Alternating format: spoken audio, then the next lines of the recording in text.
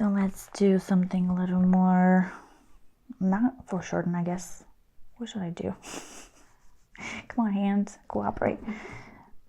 Let's do like that. I'll do something like this.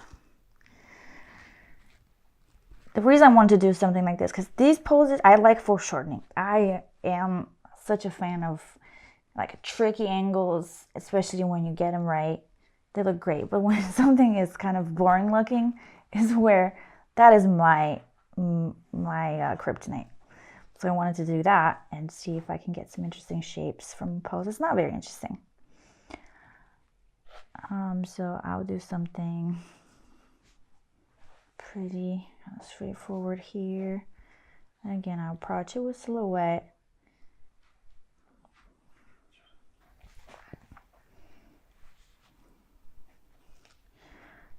And here, what I want to try will be to start also using some stuff from my imagination. Maybe add a ring. I slowly want to bridge the gap between life drawing and using references, and then using your imagination for creating whatever piece you're creating. It can be an illustration, it can be you know, just a piece for yourself. It does not matter.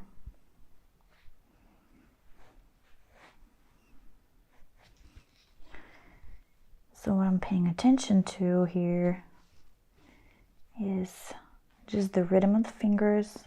There's a little bit of foreshortening, not too much. And then the rest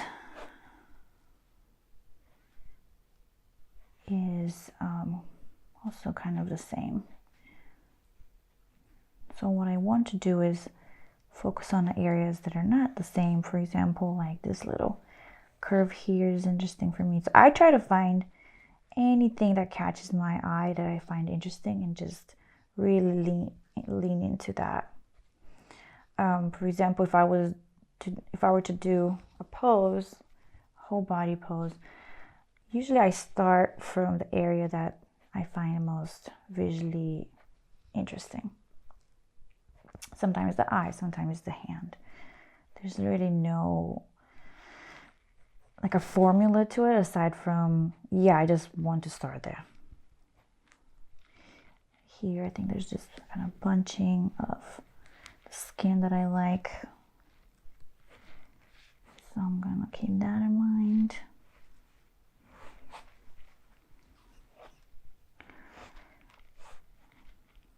So if this was like a close-up, let's see, of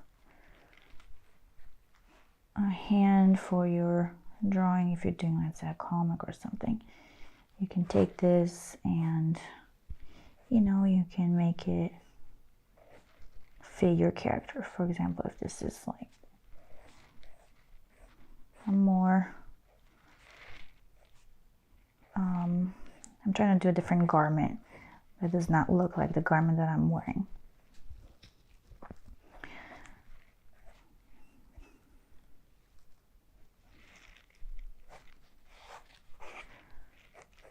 A lot of times I literally do that. I start somewhere and just let the drawing evolve on its own.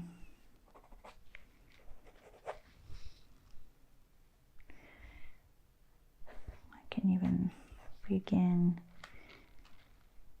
adding some totally made up elements here, because why not? This is your drawing. Do whatever you want with it.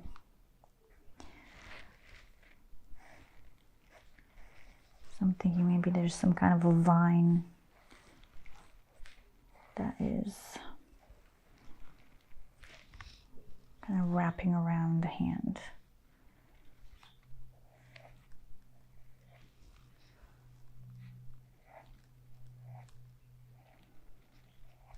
And this is fun. This is, to me, it's like playful.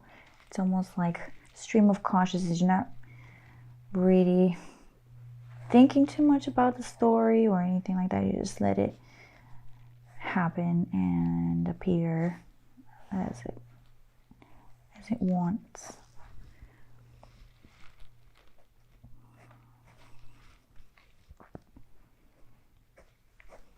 when you have something that's grounded in reality, like the pose, it really can make it very, very believable very quickly.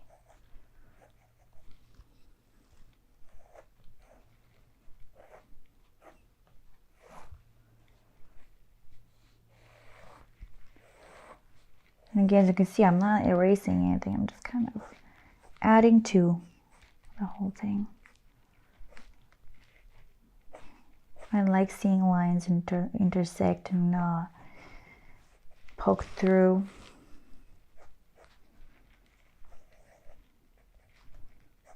It's almost like you're seeing the behind the scenes, and then it's all part of the plan.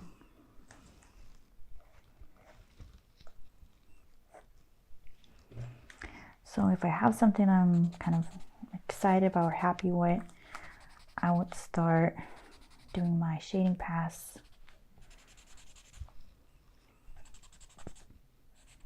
And for this one, I actually might not go as detailed. Might leave the hand pretty blank and then really focus on these new elements that I introduced. So almost like the hand is supporting everything else and not the other way around. We'll see, I'm not 100% there yet. This is what I'm doing. But for some reason, this feels right for this particular pose.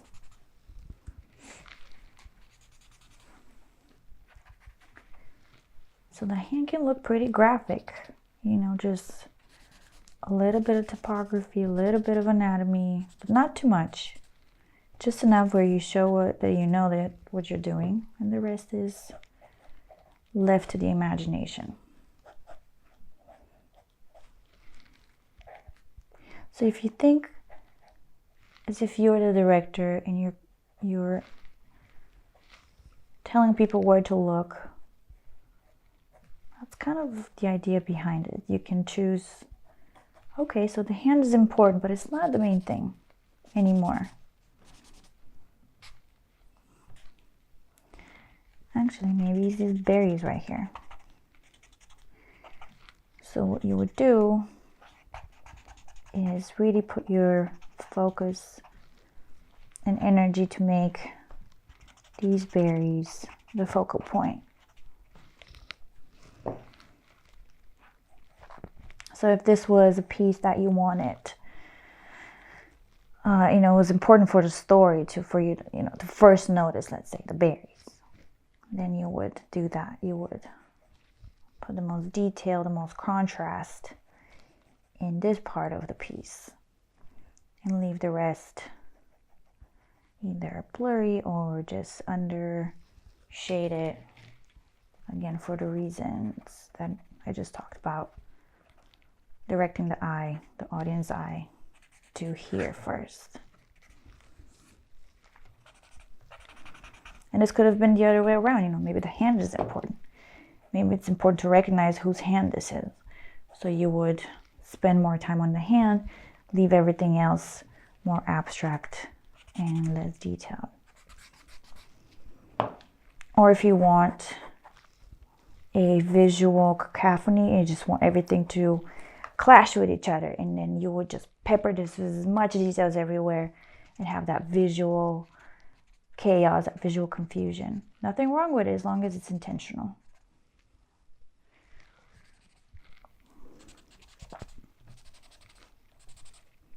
So once you've done this many, many times, you have the knowledge and the confidence to choose what to do with your drawing and how to construct it so that it fits the purpose that you want it to fit. I don't think there's a right and wrong, honestly. This can be as simple, as complicated as you want.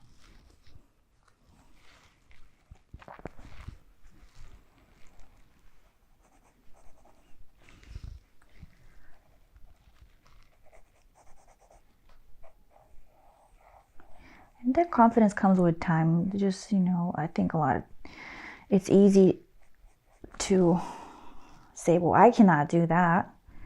That's too complicated. But just once you've done it enough times, it comes as second nature. You don't really think about how to create the effect. You know just what you're looking for, and then your hand automatically fills in the gaps for you.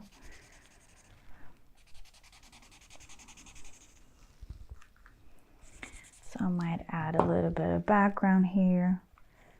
I might even frame it. I might add a little bit of kind of a background.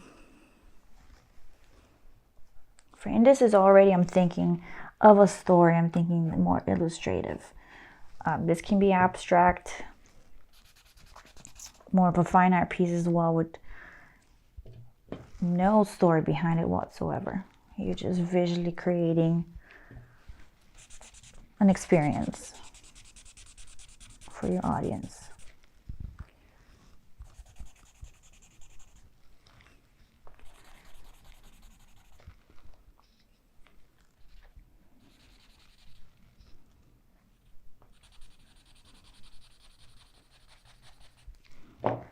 So just by framing it, you're kind of saying like, look here, please.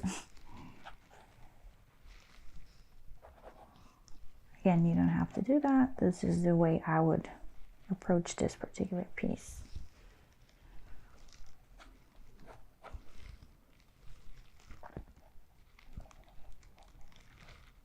I would even add these kind of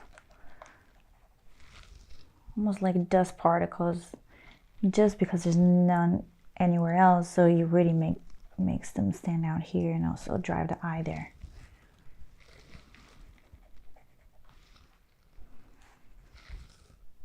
So yeah, you see, like I took a pose and made it something completely different just by adding a few new things, introducing new elements that are completely made up.